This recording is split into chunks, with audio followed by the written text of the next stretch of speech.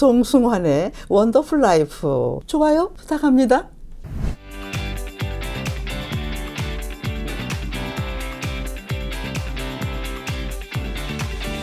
송승환의 원더풀 라이프.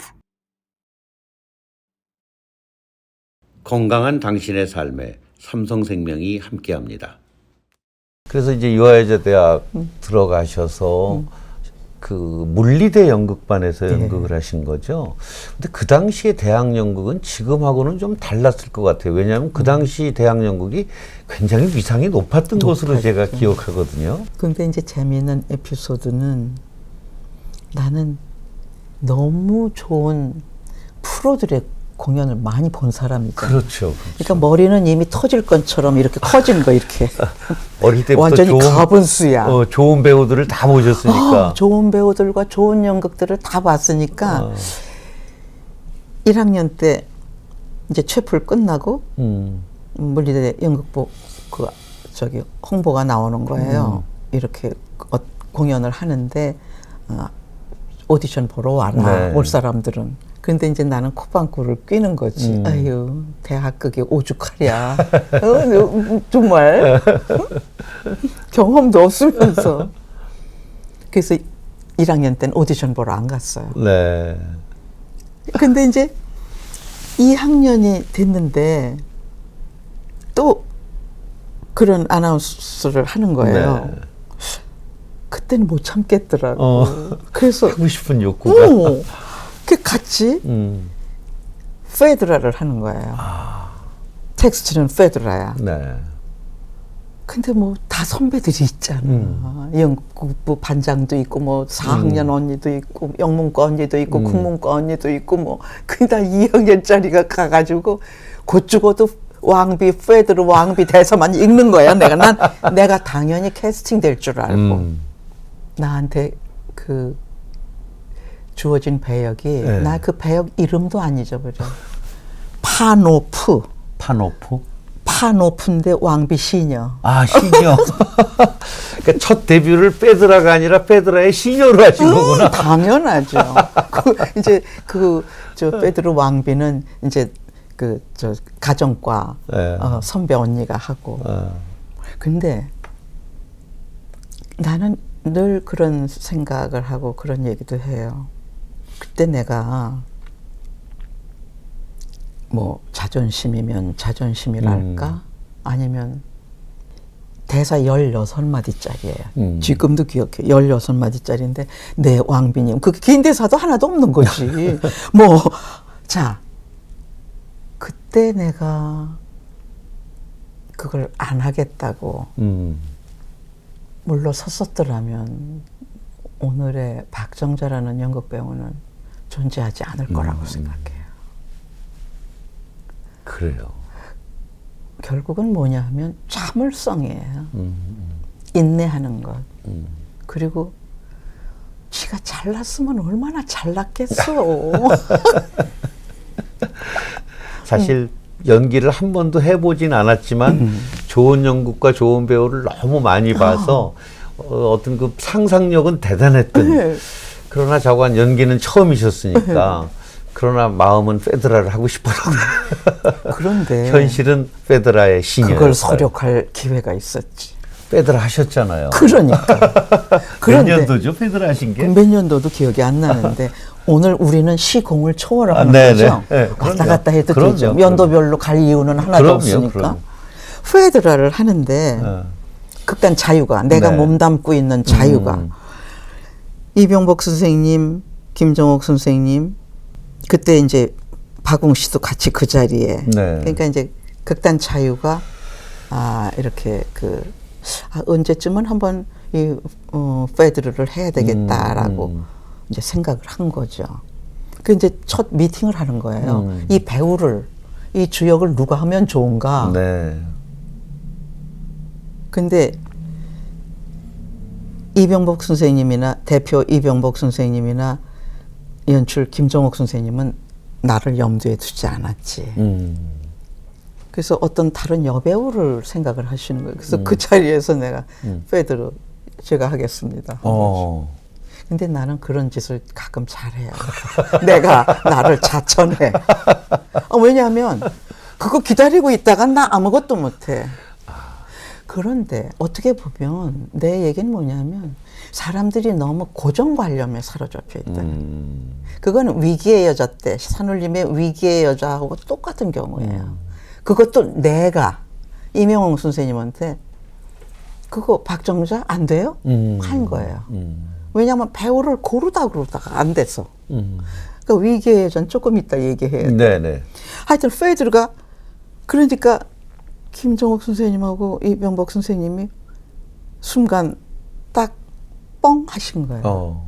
그런데 이거 박정자는 안 돼 그랬다가 이제 박정자가 튈 것 같거든요. 내 성질을 또 워낙 잘 아시니까.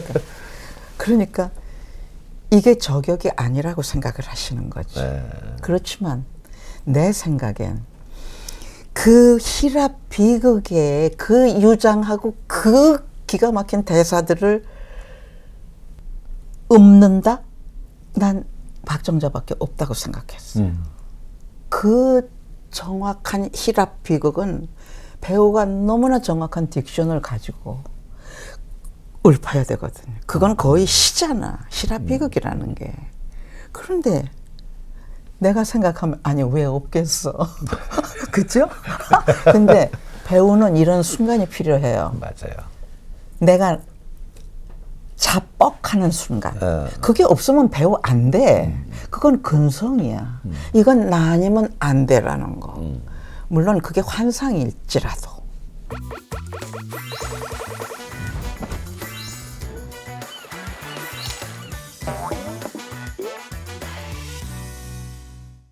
그러니까 할 수 없이 이제 내가 페이드를 하게 된 거예요.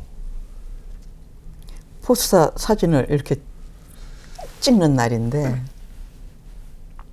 의상 무대는 이미 이병복 선생님이 다 하실 때니까 내가 그날 미용실에 딱 들려서 여기 머리를 딱 자르고 가서 앞머리를 그랬더니 이병복 선생님 아니 그 머리는 뭐야? 그렇지 않아도 못마땅하신데